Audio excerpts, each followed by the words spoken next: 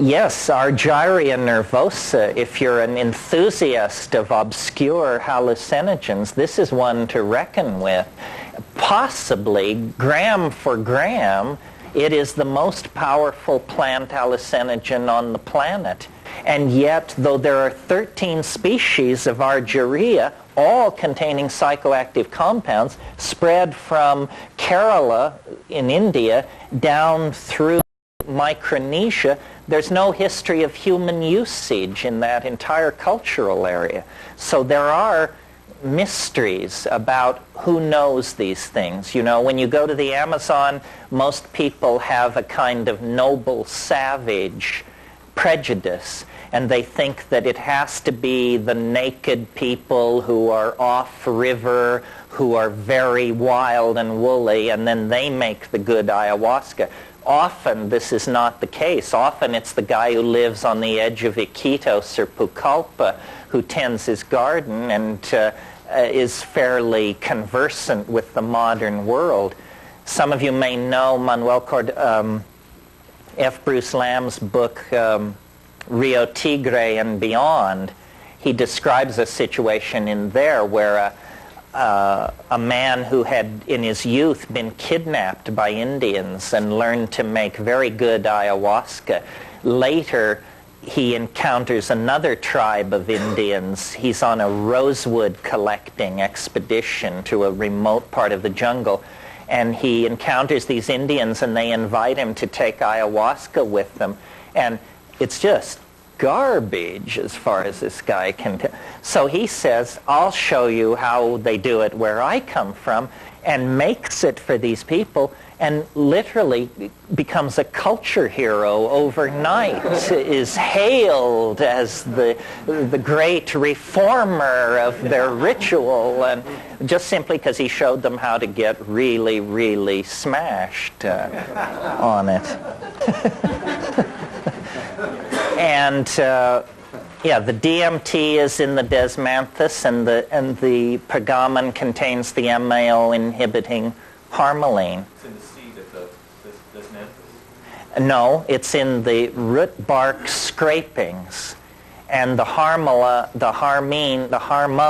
in pergamon harmala is spread throughout the plant and concentrated in the little black seeds. If you don't want to drive out to Elko, find an Iranian market here in LA and tell them that you want to buy Hurmal, Hurmal, and they will sell you the seeds of pergamon harmala. It's used in Iranian households as a fumigant and incense. You just throw some on a charcoal, on a bed of coals, and it makes this wonderful incense-like smoke, which is actually intoxicating.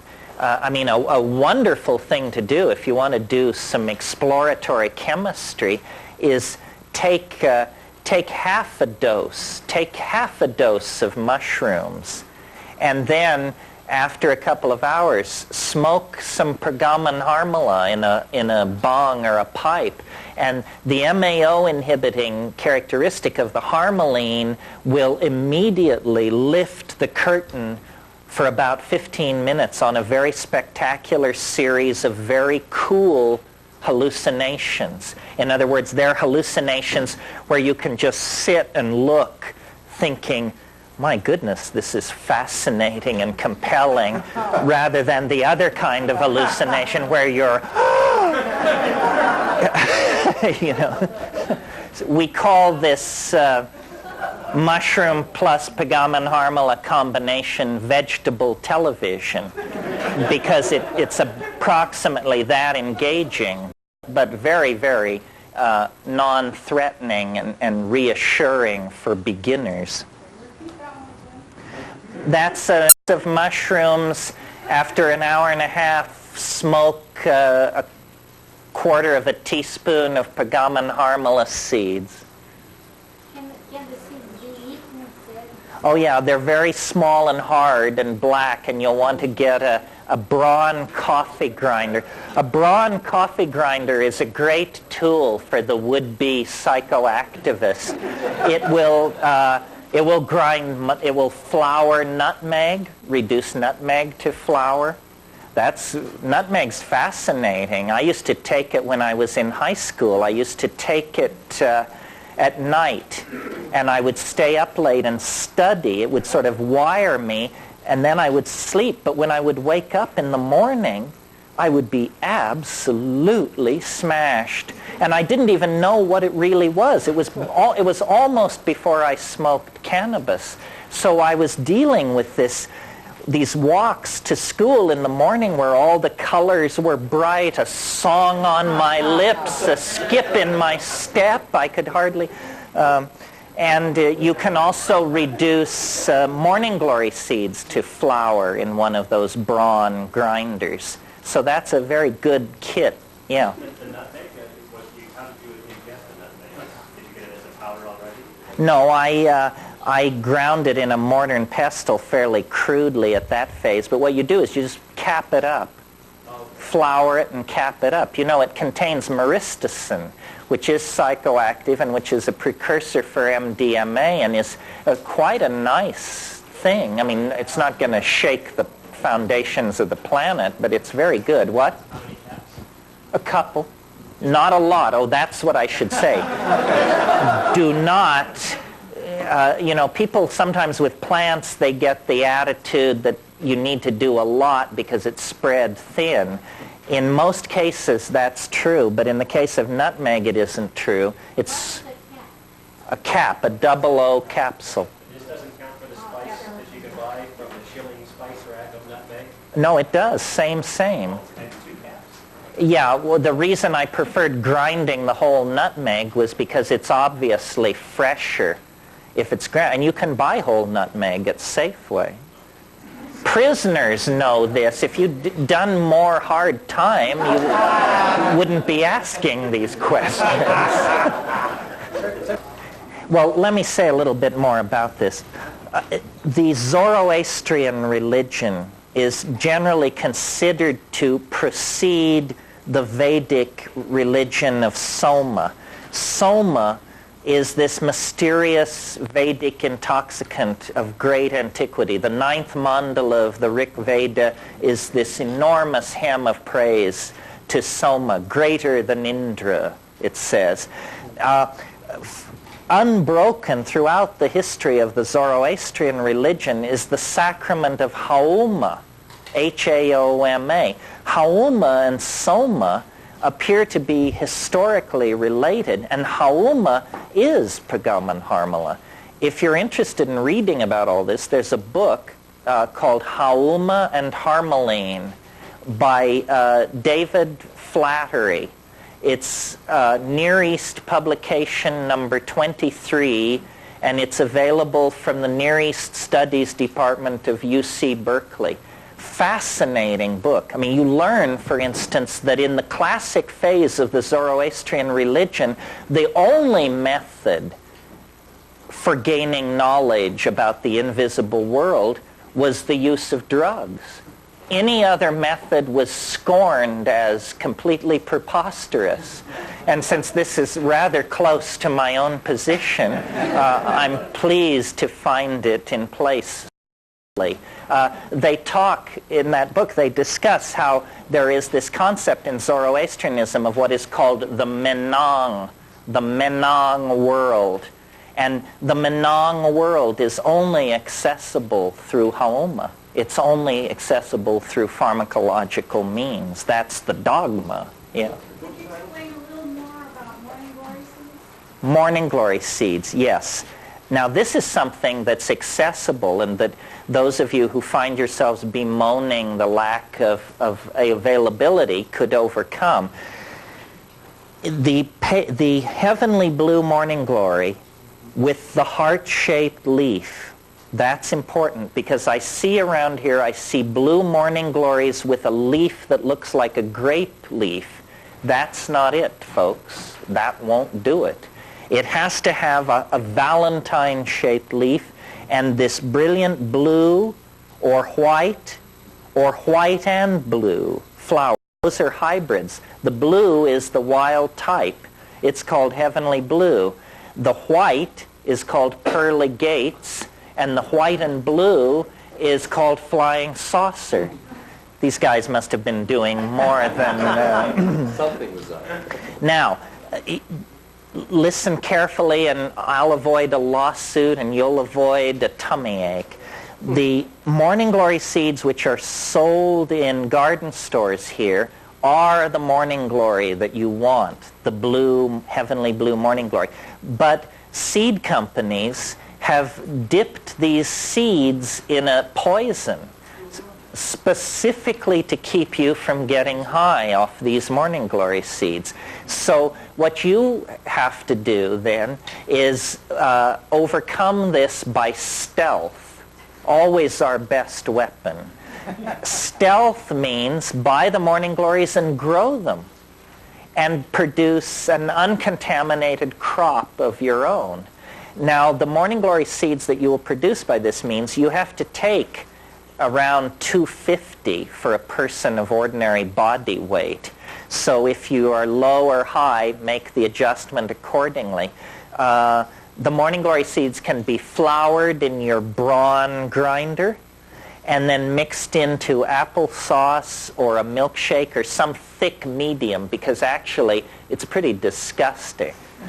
Now there's a slight problem here, which is the seed also contains ester coumarone, which is an emetic and makes your stomach cramp.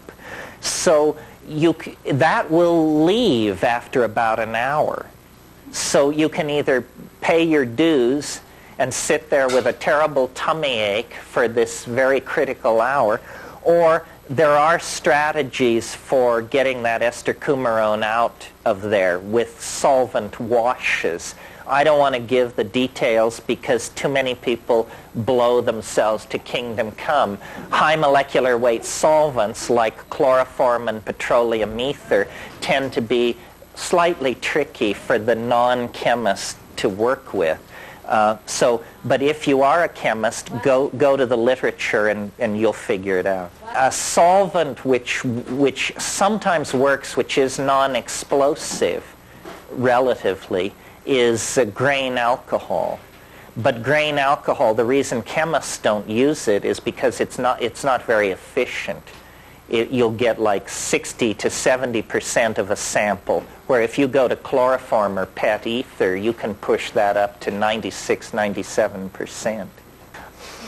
If you get the seed, again, treat it like the morning glory. Flour it in a very fine grinder. Those seeds are hard as hell, so you've got to do that. Flour it, soak it in water, shake the water vigorously several times. The larger the volume of water, the more efficient the filtration or the extraction will be. And then pour all the water through a Melita filter, and then collect the water and take it. I don't think it would be a good idea to try to concentrate that by heat, or you'll destroy the active principle. These beta-carbolines, harmine, harmaline, they all have there is a slight stomach thing. They come on in about an hour. There's what's called visual streaming. I am assuming, first of all, I'm making a number of assumptions here, that you are sitting in silent darkness and that you have an empty stomach. And then you get visual streaming, which, if you've never seen this, it's basically, it looks like you're driving through a bunch of after images. There are these purple and chartreuse lights sliding past, and when you stare forward, you can see them sliding past. After about 10 minutes of that, and possibly a hit of cannabis, it becomes more explicit, and you move into the realm of what's called hypnagogia. Hypnagogia are dancing mice, little colored candies, pieces of ribbons, gears, screws, the trivia, the impedimentia of the phantasmagoria of your mind, you know. And then after about 10 minutes of that, And of course, what's happening, if you have a pharmacological vision of this, is thousands of these molecules are arriving at the synaptic site of activity, elbowing aside the local population of endogenous neurotransmitters, getting them out of the way, plugging themselves into the receptor site and beginning to lift the electron spin resonance levels and push them in new directions. And you can almost hear it doing this. Then beyond the hypnagogia, there is the actual trip. And it usually is encountered, you have to go through what Mircea Eliade called the rupture of the mundane plane. This means that the world has to, it like falls apart or explodes or settles down on you. There's a sense of a rupture of plane, and then the visually coherent, emotionally laden, information-laden, high-content hallucinations occur, and many people have taken psychedelic drugs and never gotten past the hypnagogia. They don't know that there's something out there besides dancing mice and spinning geometric wheels and stuff like that. But beyond that, you cross over, and that's the typical model of a trip. Now, what happens with all of these things to greater and lesser degrees, LSD, psilocybin, mescaline, ayahuasca, is, and I've never actually ever heard an explanation for this. For some reason, the experience comes in waves. There's the first wave. That makes sense. That's the drug taking hold. But why then, after 20 minutes of unbelievably outlandish hallucination, will it like all stop? You know, and it's like a moment ago you were screaming for mercy. Now you look around and you say, I'm down. Am I down? I seem to be down. You know, and sometimes you seem to come all the way down. Like on LSD, it's like it totally turns off sometimes. And then about 5 minutes later, it comes again. And you get another wave. And if you've taken a really dedicated hit of ayahuasca, for example, you will get like as many as 5 or 6 of these waves throughout the evening. And the first one is usually the strongest. If you take a effective but not strong dose of ayahuasca, you will get one pass. And often, and then if you take slightly less, you'll get one pass and it will be weak. So if you take ayahuasca, at all times pay attention, because you may be looking at something thinking, well, this is not so interesting. I'm sure it's going to be much better in an hour. And you may actually be looking at as good as it's going to get that evening.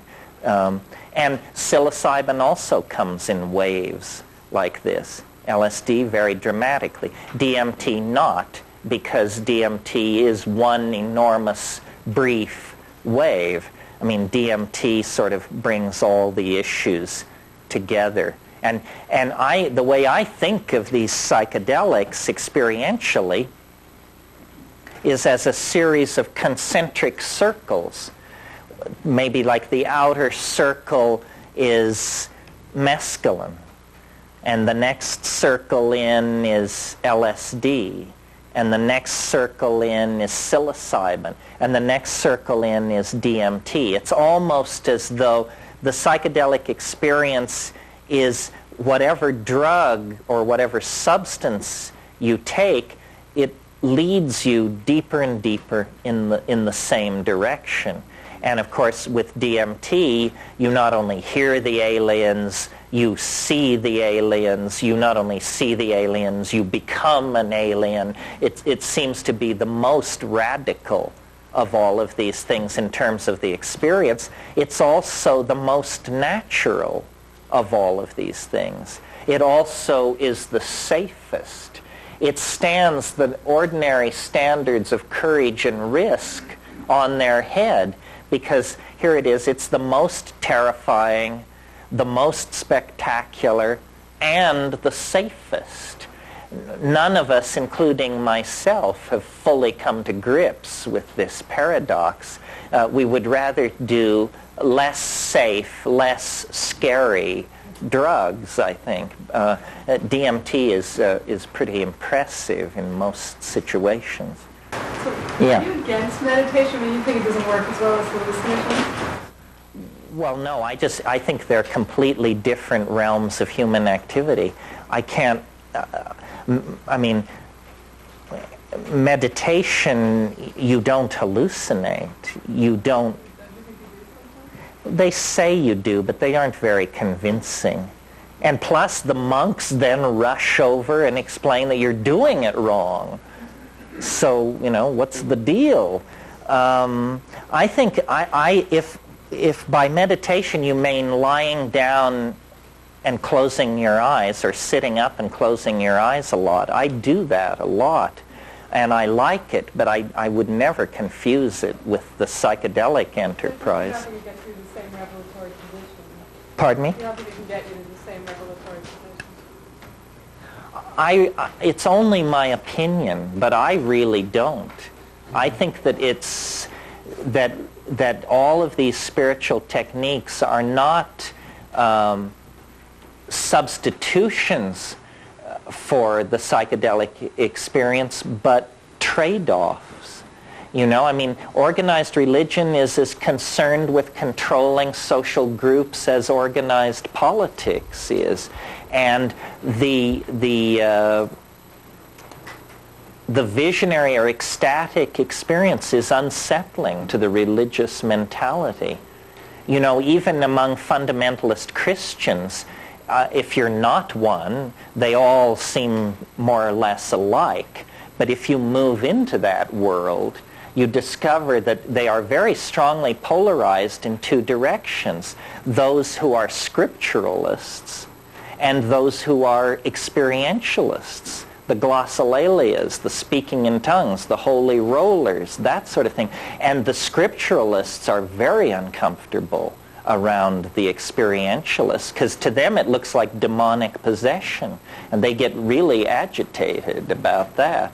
I think that medicine and meditation go very well together. I'll take ayahuasca or psilocybin and sit in the lotus position for many hours, and it's incredible how they work well together. And then after the experience is over, the next time I meditate, I feel like I'm still doing the medicine.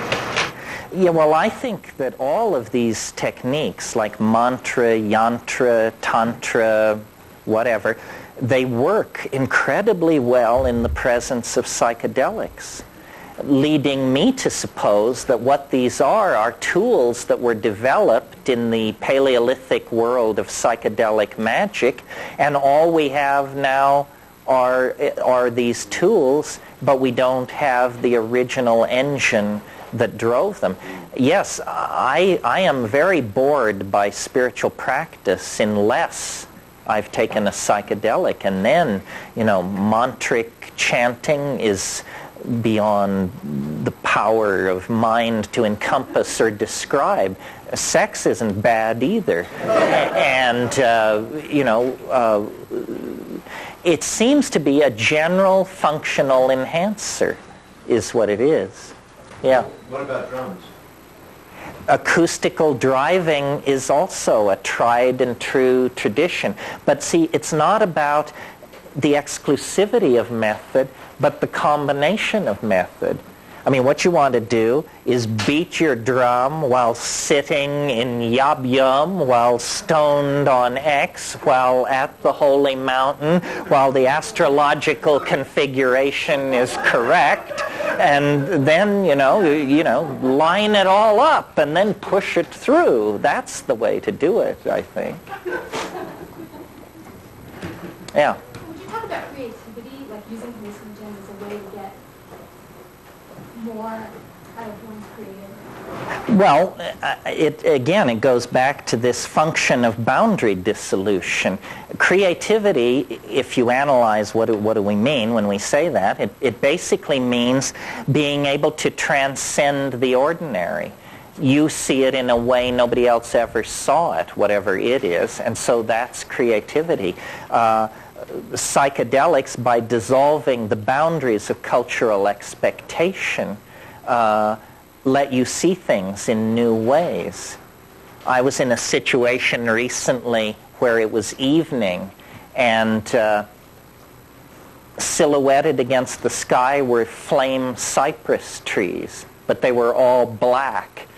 And I was looking at them. I've seen flame cypress trees against twilight skies many times. You all have as well. And suddenly it was like there was this shift, and I didn't see it as a flame cypress tree anymore. I saw it as black dust pouring out of a certain point of the sky and cascading like a waterfall. And I was looking at 3 waterfalls of microfine black powder pouring out of points about 60 feet above the ground.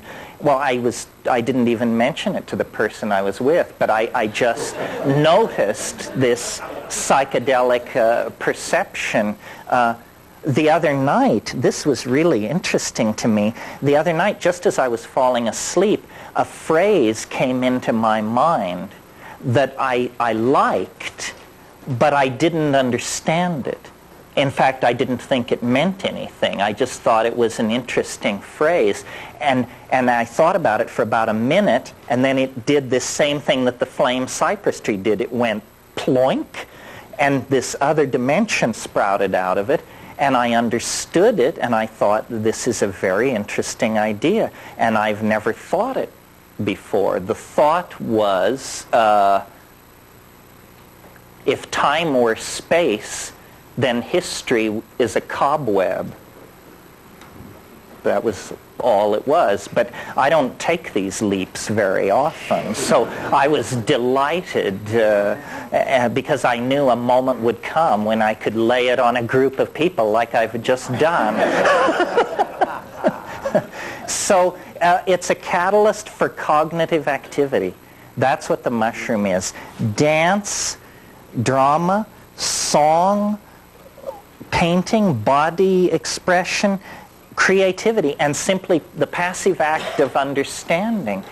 This is what it does for us, and this is what we love to do. I mean, we are creatures of the mind.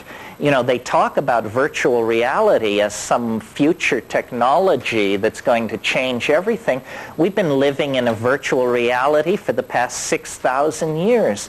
I mean, look at cities like New York and London and Los Angeles. I mean, every nature has disappeared. Everything you see is a human idea downloaded into material existence. It's entirely virtual. It doesn't disappear at the punch of a dial, but it is as virtual as the virtual realities that will eventually be made out of light behind goggles.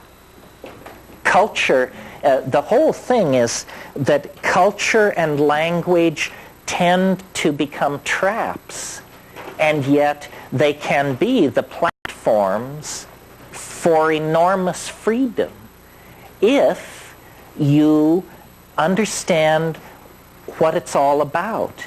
And what it's all about is you. You are the center of the mandala. You are not marginalized in any way. And the message that the culture gives us is that we are marginal. It doesn't matter whether if you've got $100 million, Fortune magazine will inform you that so do 10,000 other people on the North American continent. There's nothing special about you. And so we are constantly, this is part of the democratic legacy. We are constantly told, you're not special. Special isn't special. Anybody could do it. What the psychedelic, and so then when you look for guidance, direction, mentorship, we always look toward institutions. Well, I'll go to the university, or I'll go to the army, or I'll do something. Somebody will tell me, will give me a larger purpose. But it's really yourself that is the final arbiter. And if you keep yourself as the final arbiter, you will be less susceptible to infection by cultural illusion. Now, the problem with this is that it makes you feel bad to not be infected by cultural illusion because it's called alienation. You know, but this is, I can't solve all problems. The reason we feel alienated is because the society is infantile, trivial, and stupid. So the cost of sanity in this society is a certain level of alienation. I grapple with this because I'm a parent. And I think anybody who has children, you come to this realization, you know, what'll it be? Alienated, cynical intellectual, or slack-jawed, half-wit consumer of the horse shit being handed down from on high? There is not much choice in there, you see, and we all want our children to be well-adjusted. It's unfortunately there's nothing to be well-adjusted to, so that's a real problem. It's almost like we've been inoculated here for this culture. Yeah. Terence, Eric Fromm said that to be adjusted to a neurotic society is to be neurotic yourself. Yeah, I think, well, and I really believe that extra-environmentalism, which is a nicer though longer word for alienation, is defensible and shouldn't be thought of as pathological. What I noticed in going to the Amazon in Indonesia and these places is that the person you want to get to is the shaman. But the shaman is different from everybody else. Like when you go into an Amazonian tribe that's way upriver or something, the people behave the way you would expect naive, untraveled people to behave. They want to touch your Gore-Tex and, you know, look at your camera and look through the binoculars and fiddle with the can opener and all this. No shaman would ever stoop to such behavior. A shaman knows that cultures are provisional and is interested in you as a person. The other people don't even see you as a person because you're huge, white, strange smelling, and incomprehensible. The shaman sees you as a person, and it's because he is alienated. The reason shamans can do their magic is because they are outside the belief system. I really think that that's true. Everyone else believes, you know, that the guy in the other village can send the mojo and mess with you. The shaman knows that that's not quite how it works. And so then he, as it were, can go behind the board and fix the cultural TV that everybody else is just watching. So I think alienation, extra-environmentalism, shamanism, whatever you want to call it, is simply individualism in the context of cultures that don't value individualism. And cultures don't. You know, it's said nature acts to preserve the species. Cultures act to preserve the illusions of the population. They're not interested in you if you're an Einstein or a Jackson Pollock, or unless they can fit you in to the pre-established systems of commerce and canons of aesthetic order and so forth and so on. And then that's called being civilized.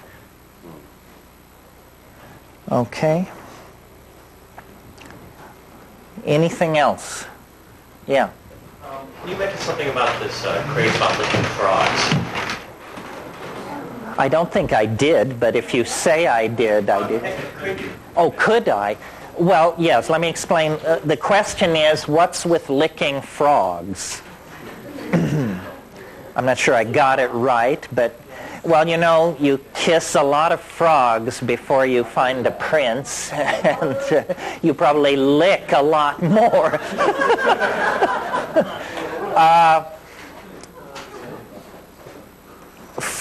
Toads, not frogs. Let's give the devil his due here. Toads of certain species produce a relative of DMT in large glands in their necks. Why this is not clear. considering that this exudate, or this material, will kill a dog if a dog picks up a toad like that in his mouth within minutes. It's pretty spectacular.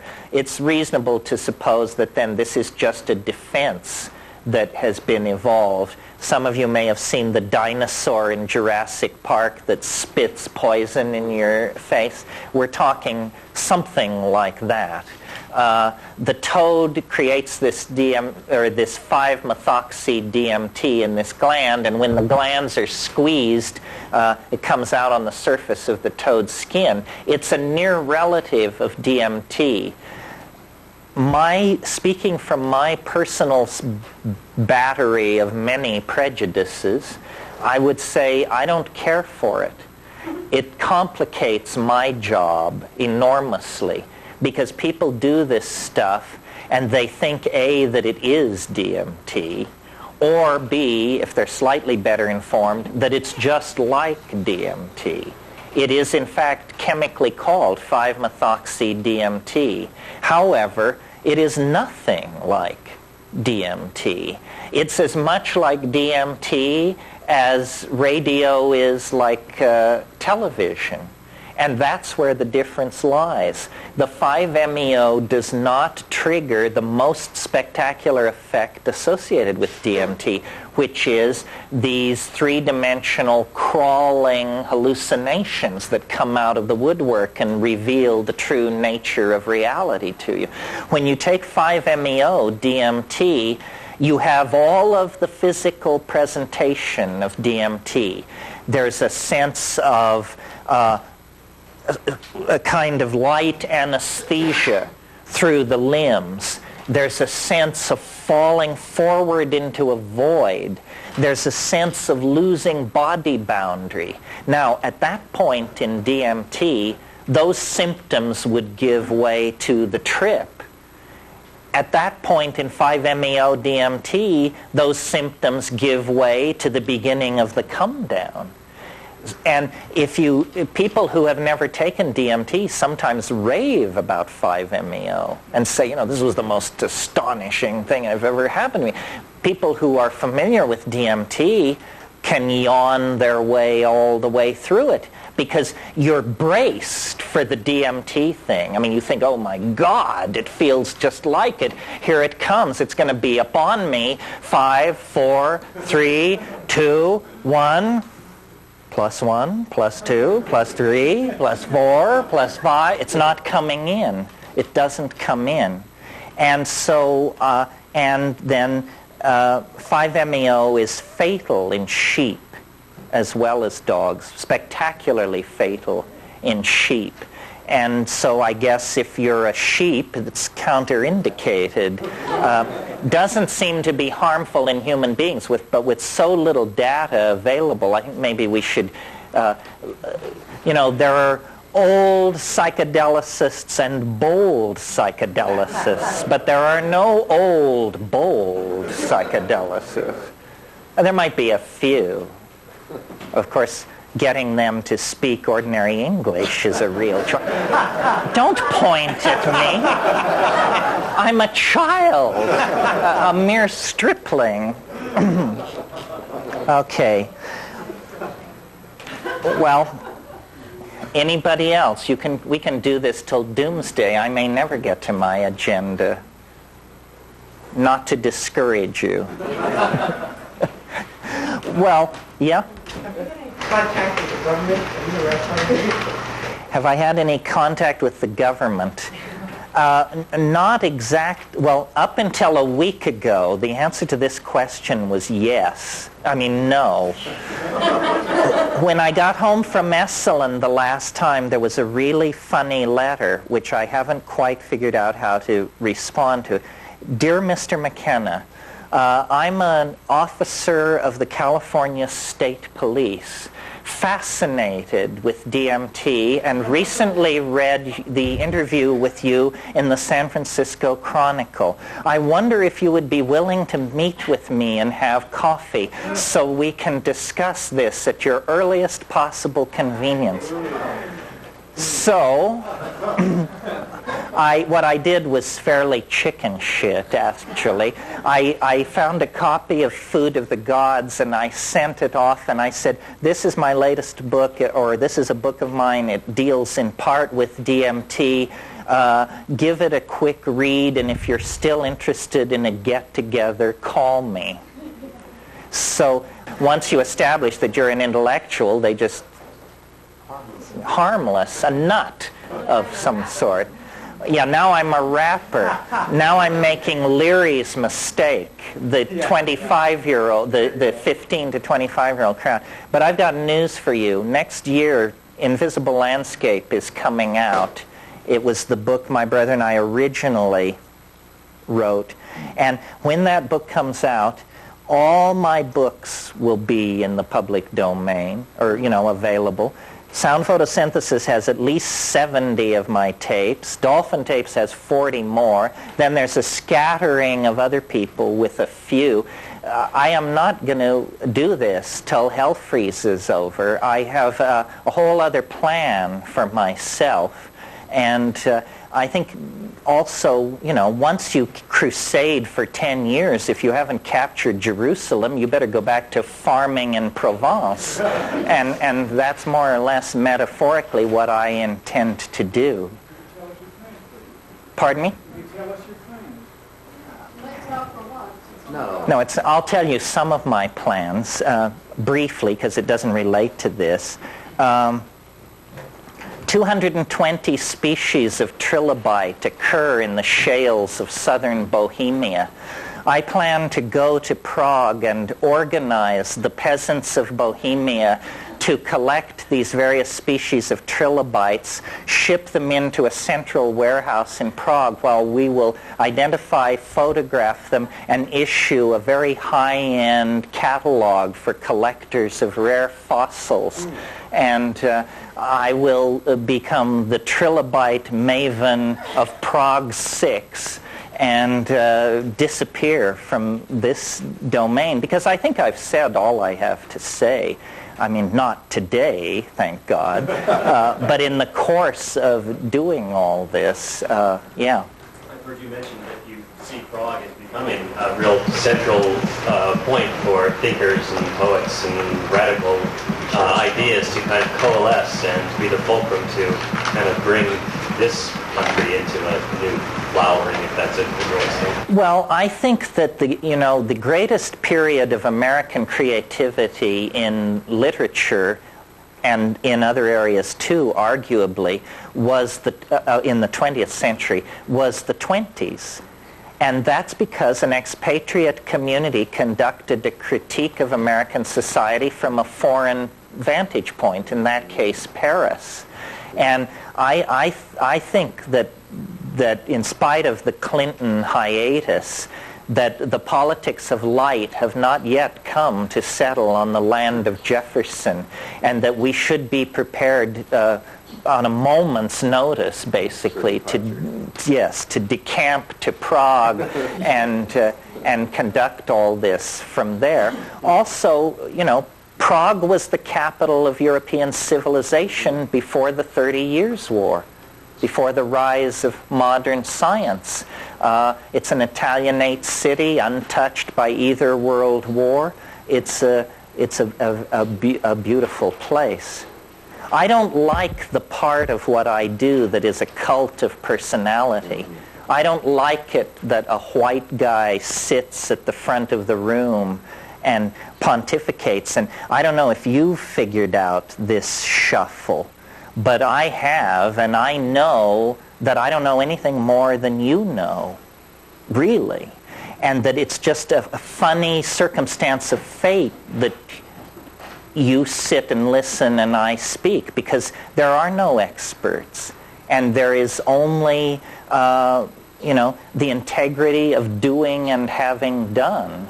And really, if you get the message, you will be able to transcend the need for any more of this, because it's really a message of self-trust and self-empowerment. And then what I'm also trying to create is a community of shared associations about these weird states so that we don't have to all privately think we're losing our marbles.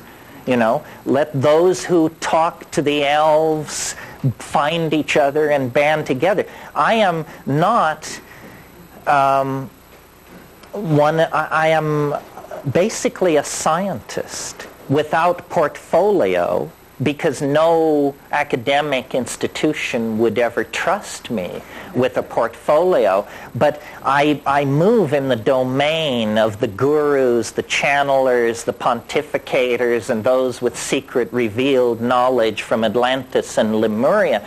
But I have contempt for all of that, whether it's true or not, because they got there the wrong way.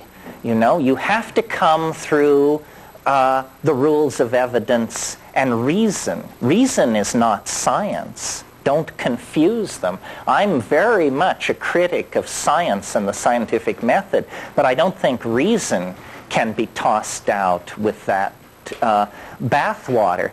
What is being proposed here is that we're on the brink of the discovery of another world, a world as potentially transforming of our world as the discovery of the Western Hemisphere transformed European civilization in the 1500s.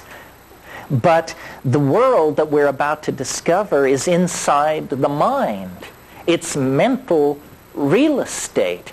We who have made consciousness our game by building cities, elaborating literatures, tossing up religions, and setting armies marching, we who have made consciousness our game have barely scratched the surface of human consciousness. And it's not like we haven't had a crack at it. I mean, these yogins have been over there digging away for millennia. Egyptian religion, Kabbalism, alchemy, Western traditions of mysticism, and I am a connoisseur of all that, don't get me wrong, but what astonishes me is how embryonic it all is. We are not the tired inheritors of an ancient and sophisticated civilization in its twilight, which is what they're all telling us. We are the know-nothing, fresh scrubbed babes who are the new kids on the block who haven't got a clue as to what the human enterprise could really be about. And we are coming now through a very narrow historical neck where the accumulated stupidity of the last 5,000 years, the dues now have to be paid. It ain't fair. We didn't do it. You know, we didn't bring the slaves from Africa. We didn't invent oligarchy. We didn't do all these things. Nobody's interested in our whining about how we didn't do it. It's in your face. And it's clearly a crisis of two things, of consciousness and of conditioning. These are the two things that the psychedelics attack. We have the technological power, the engineering skills to save our planet, to cure disease, to feed the hungry, to end war, but we lack the intellectual vision, the ability to change our minds. We must decondition ourselves from 10,000 years of bad behavior. And it's not easy. I mean, imagine, I don't know how many of you have ever confronted the fact that you were addicted to something. And some addictions are really serious. If you've ever been addicted to tobacco or heroin, I'm sure you know what I mean. Well, then imagine a global population addicted to a drug, the use of which is killing us, but we can't, there's no doctor saying you should, there's no rehab clinic to go to when you're a species.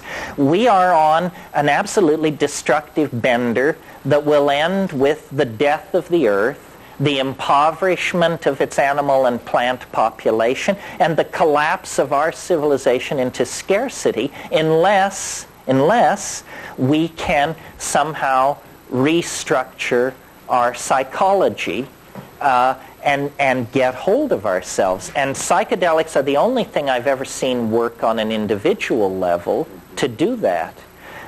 In the early 60s, they were curing 75% of chronic alcoholism cases that they treated with LSD.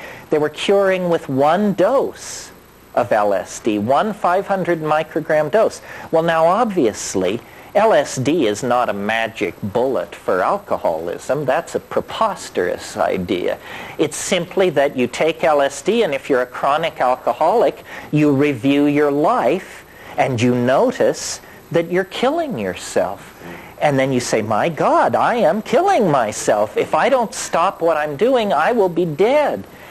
That's the strongest motivation to character rehabilitation there is. And that's what we have to carry into the domain of public debate. I can't believe how constipated American institutions are. I mean, here we are under the aegis of a great crusading reformer from Arkansas. A new order in human affairs has dawned, but they suggest closing an air base out at Sacramento, and there are editorials as to whether we can survive the shock of this massive change.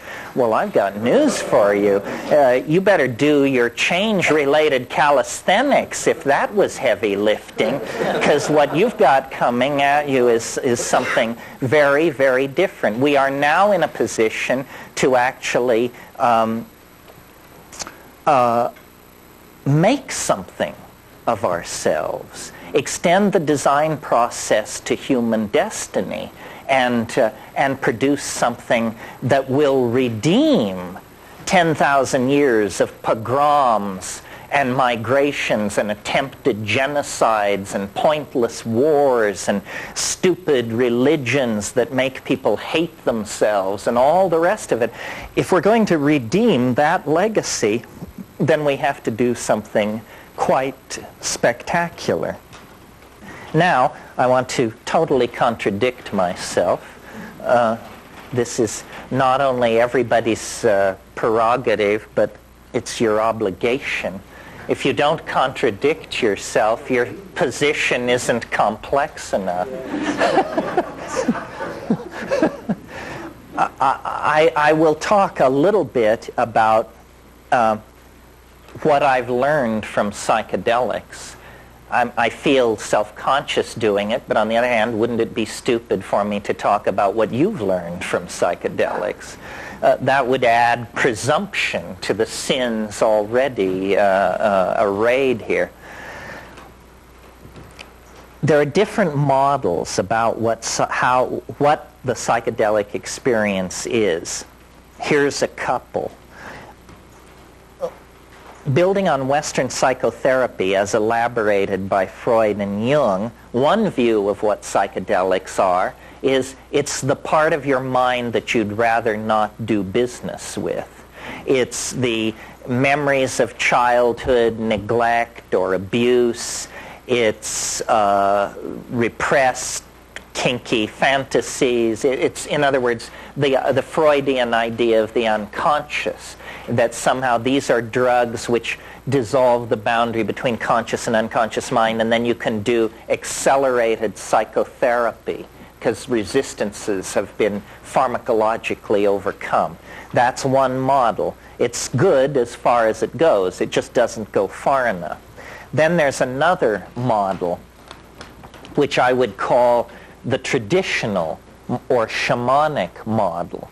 And it says the cosmos is a series of levels, and these levels are connected by vertical routes of access, which can be thought of as simply flights through space, or magical trees, or magical ladders. Anyway, there's an image of ascent. And ordinary people exist on only one of these levels. But a shaman is not an ordinary person. A shaman is a superhuman person who has the power of animal allies behind them, and they can go up and down in these elevators that move between levels, and they can therefore recover lost souls, see social hanky-panky, theft and adultery, see the causes behind that, see the causes behind disease, so forth and so on. That would be the traditional one. What I have concluded after 25 years of fiddling with this is that both of those ideas have a certain something to recommend them, but that they don't go far enough, and that we get more to the meat of this if we leave off psychological, the first explanation, or sociological, the second explanation, and actually go for something a little more formal, to wit, a mathematical model of what shamanism is. And what I mean by that is, let's think about what shamans do. They cure disease, and another way of putting that is they have a remarkable facility for choosing patients who will recover. They predict weather, they're very important. They tell where game has gone, the movement of game, and they seem to have an paranormal ability to look into questions, as I mentioned, who's sleeping with who stole the chicken, social transgressions are an open book to them. Well, thinking about this from a mathematician's point of view, an all-encompassing explanation that would explain how all these magical feats are done is simply to suppose that the shaman is somehow able to project his consciousness, his or her consciousness, into a higher dimension.